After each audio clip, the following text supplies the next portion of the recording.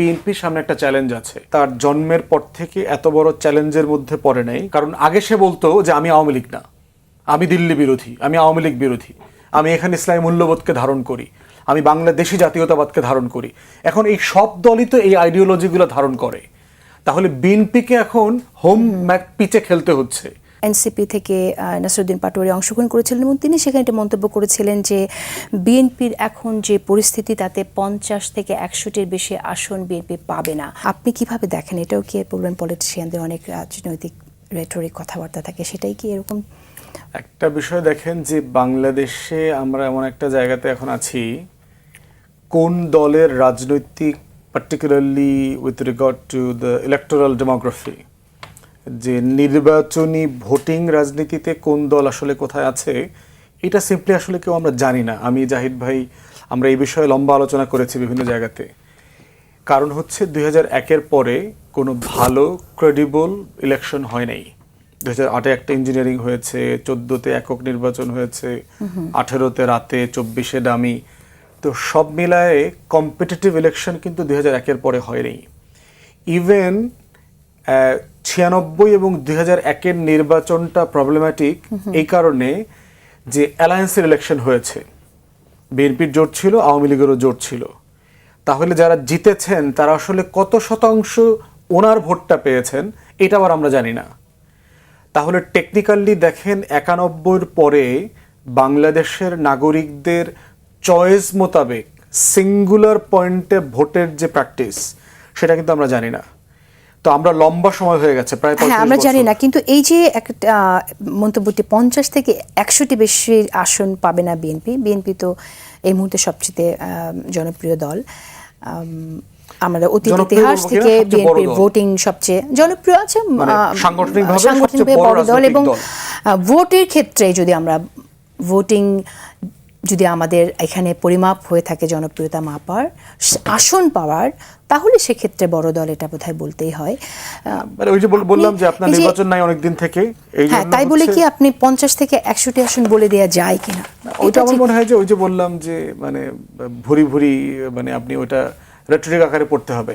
এখানে দুইটা বিষয় গুরুত্বপূর্ণ বোঝা। একটা হচ্ছে বিএনপির রাজনীতি আমার দৃষ্টিতে তার জন্মের পর থেকে এত বড় চ্যালেঞ্জের মধ্যে পড়ে নাই, কারণ তার রাজনীতিটা ছিল দিল্লি এবং আওয়ামী লীগ সাপেক্ষে। অতএব জাতির কাছে একটা পরিষ্কার চয়েস ছিল যে আপনি কি ভারতের গোলামি করবেন, আপনি কি আওয়ামী লীগের গোলামি করবেন, না আপনি একটা বিকল্প জায়গায় ভোট দেবেন। তো সেই সাপেক্ষে বিএনপি একটা স্ট্রং ফোর্স আকারে গত 45 বছর ধরে এখানে আছে। এইবার প্রথমবার তার সাপেক্ষটা পরিবর্তন হয়ে গেছে, মানে সে কার সাপেক্ষে এক্সিস্ট করে সেই জায়গাটা পরিবর্তন হয়ে গেছে।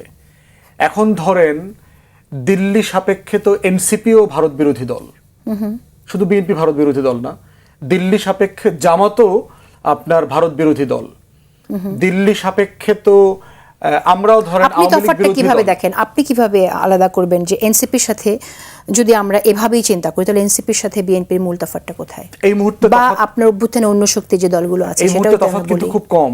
মানে এনসিপি বলেন, এবি পার্টি বলেন, জামাত বলেন, এদের সাথে আওয়ামী লীগের তফাৎ করাটা যত সহজ, বিএনপির সাথে তফাৎ করাটা তত সহজ না। কারণ একই জনগোষ্ঠীতে আন্দোলন করেছে। এই টোটাল জনগোষ্ঠীটা তো একটা অ্যান্টি ইন্ডিয়ান জনগোষ্ঠী, একটা অ্যান্টি আওয়ামী লীগ জনগোষ্ঠী, এবং এই জনগোষ্ঠীটা একসাথে নির্বাচন করেছে কিন্তু কখনো আলাদা নির্বাচন করে নাই। তো সেই জায়গাতে হচ্ছে ইলেকটোরাল ডেমোগ্রাফি যেটা আছে, সেই জায়গাটা আমাদের কাছে পরিষ্কার না। আর একটা সংকটের জায়গা হচ্ছে আপনার তরুণ ভোটার, যার বয়স 35-40। কিন্তু ইলেকট্রাল ডেমোগ্রাফিটা আপনি বলছেন পরিষ্কার না, কিন্তু আবার আগের প্রেক্ষিতের কথা বলছেন যে প্রেক্ষিত টোটালি চেঞ্জ হয়ে গেছে।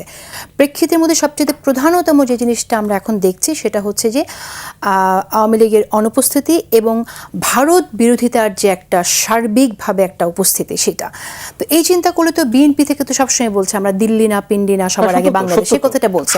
তাহলে এটা আবার মধ্যপন্থা রাজনীতির কথা কিন্তু নতুন দলও বলছে। আপনি তাইলে কিভাবে আলাদা করবেন? মানে যে এখানে এটাই হলো বিএনপিকে প্রমাণ করতে হবে। এখন প্রত্যেকটা দলকে তার নিজের যোগ্যতা দিয়া এই ডেমোগ্রাফির কাছে যাইতে হবে যে কেন সে বেটার। আমি আওয়ামী লীগ থেকে আলাদা, আমি দিল্লি সাপেক্ষে এখনো বিরোধিতা করছি, কিন্তু অন্যদের থেকে আমি কেন জনগণের জন্য বেটার চয়েস। যেই জিনিসটা সে সাড়ে চার দশক আপনার কি মনে হয় না যে এটা অলরেডি সাধারণ মানুষ জানে যে কোন জায়গায় তারা আলাদা? আওয়ামী লীগ সাপেক্ষে জানে, আওয়ামী লীগের অনুপস্থিতিতে জানে এই না। যে মেসেজটা বিএনপি অ্যাক্টিং চেয়ারপারসন দিচ্ছে, এটা কি তাহলে আপনি বলছেন তৃণমূলে বা ভোটার্সদের কাছে পৌঁছচ্ছে না, না? এটা একই মেসেজ। আপনি যদি ভারত এবং আওয়ামী লীগ সাপেক্ষে যখন আলোচনাটা আসতেছে, একই বক্তব্য তো সবাই বলছে, চরমনাইও বলছে, জামাতও বলছে। প্রশ্ন হচ্ছে কর্মসূচিতে আপনাকে কেউ even আরো tough ভাবে বলছে। আরো টাফ ভাবে বলছে। এই জন্য প্রশ্ন হচ্ছে যে সাপেক্ষের রাজনীতি, যেটা সে গ্রান্টেড পলিটিক্স করেছে গত 4.5 দশক, এই পলিটিক্সটাতে বিএনপির সামনে একটা চ্যালেঞ্জ আছে। কারণ আগে সে বলতো যে আমি আওয়ামী লীগ না, আমি দিল্লি বিরোধী, আমি আওয়ামী লীগ বিরোধী, আমি এখানে ইসলামী মূল্যবোধকে ধারণ করি, আমি বাংলাদেশি জাতীয়তাবাদকে ধারণ করি। এখন এই সব দলই তো এই